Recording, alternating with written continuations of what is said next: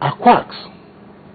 In fact, some of the drawings that we discover, you will find names of prominent architects or engineers, and they knew nothing about those projects. So it's a big problem. Who's supposed to check that? Like the Ministry of Physical Planning. But let me tell you, they are seriously understaffed. For instance, in Lagos State, how many engineers do we have in physical planning and the Ministry of Physical Planning? There are just about 20. How many builders do you have? About 15. And we have so many and then jobless sometime, builders about and 2-3 years ago, when we took enumeration of building sites in Lagos State, we were able to count 42,000 sites. And how many inspectors do we have? That time, government recruited about 200 inspectors to the Ministry of Physical Planning. Many of them were not professionals in the building industry. And they were recruited by government? I mean, you know, political patronage and all these things, nepotism. But the point is that the present government is trying to check that.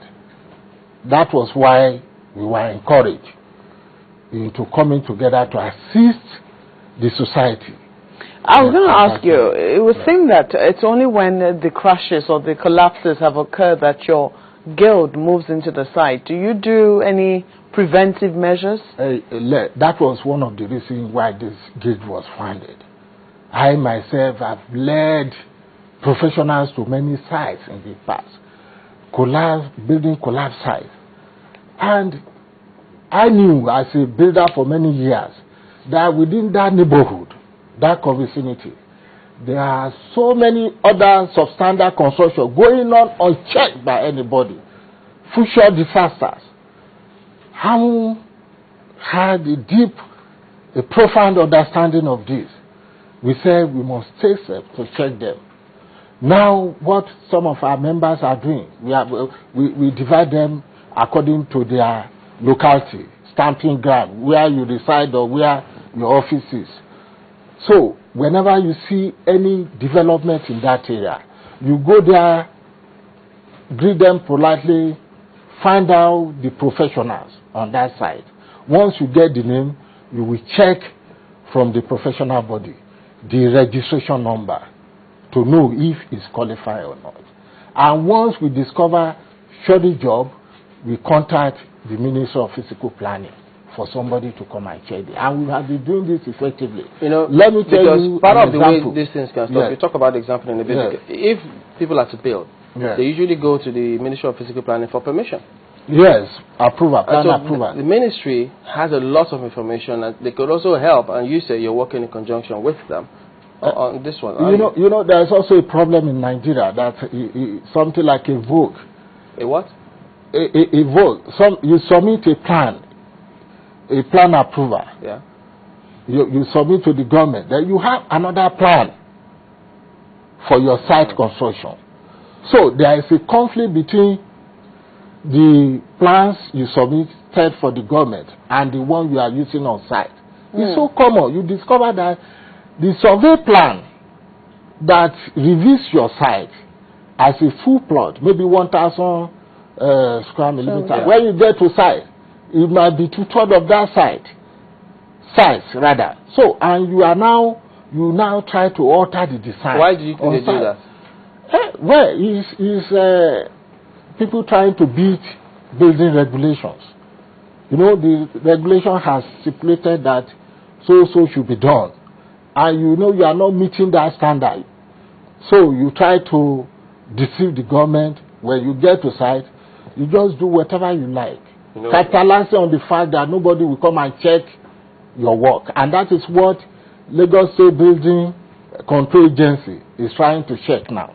That whenever an approval is given, they should send some people to follow up, to go and compare what you are, the execution of the project on your site to the drawings you submitted to the government, already. To know if they really correspond or not. We're also talking about corruption here, practices, because for this particular one, you know, do we understand it has a permit from the Federal Ministry, which is yet to be,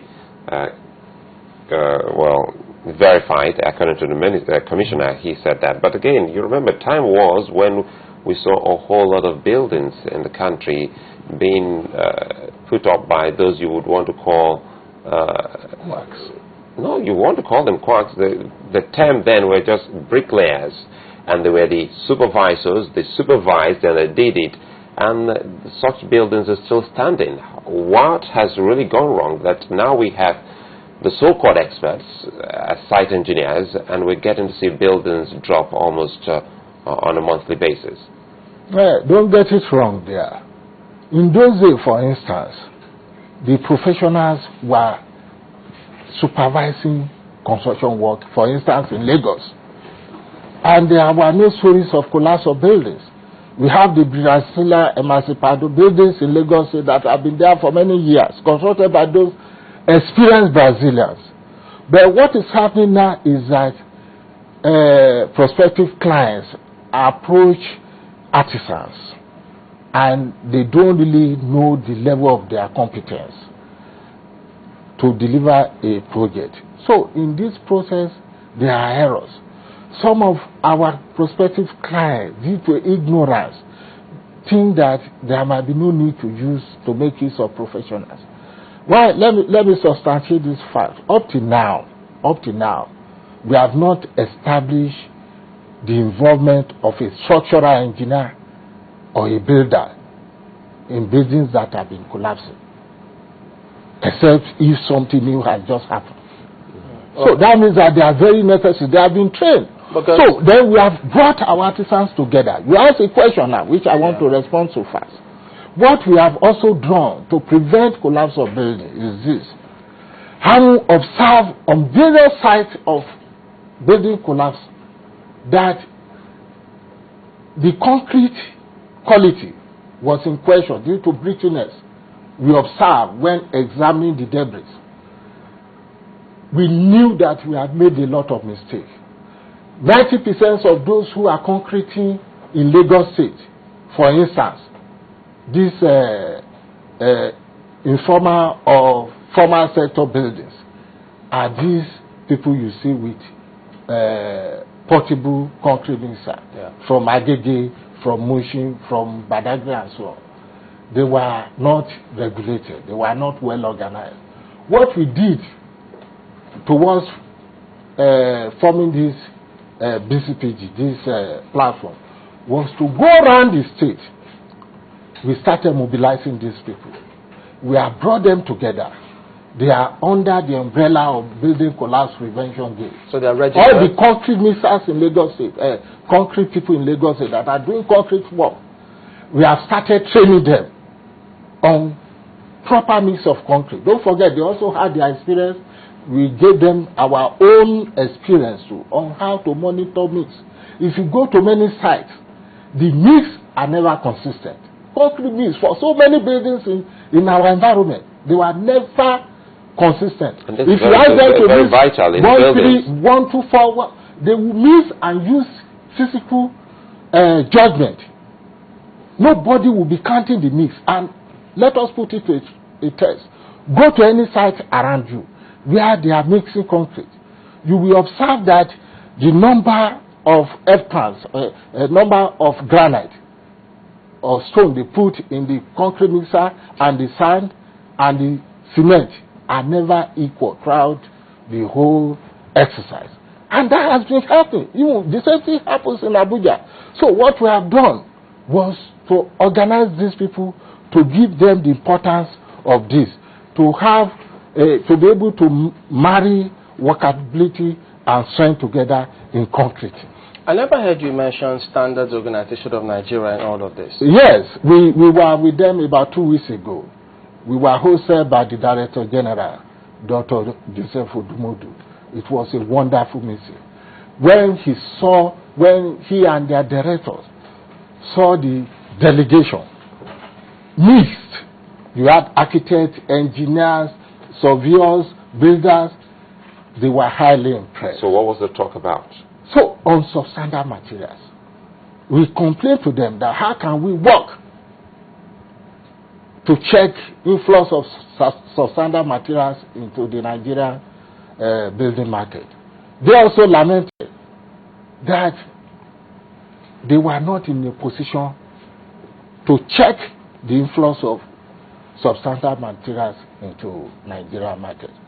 But nonetheless, we have decided to work together. We are going to work together all over the nation to have chapters of building collapse prevention guild, and they have volunteered to support our advocacy and our activities. We are practical men and women, not men of theory. But above all, all this bureaucracy.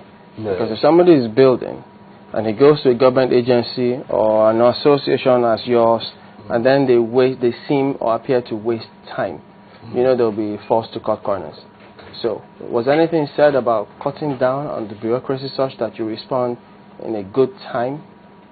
When they were... If they meet you for standards, the supervision, so that they can respond in time. Not when someone comes to submit a plan or he wants something inspected, you have to wait for 6, 7, 8 months. That, like in that ministry now, they have learned how to, they saw the need to quicken the pace of approval. All right. But another time, you know, when you rush construction without following the timeline, the necessary duration, it can also lead to collapse, which we also discover. Like what the banks do, they rush construction, they push those who are constructing to the extent that some of the projects are questionable in terms of quality. Okay, Kunle Awobodu is the President, Building Collapse Prevention Guild, and the Publicity Secretary, Nigerian Institute of Building and IOB. Thank you for coming on today.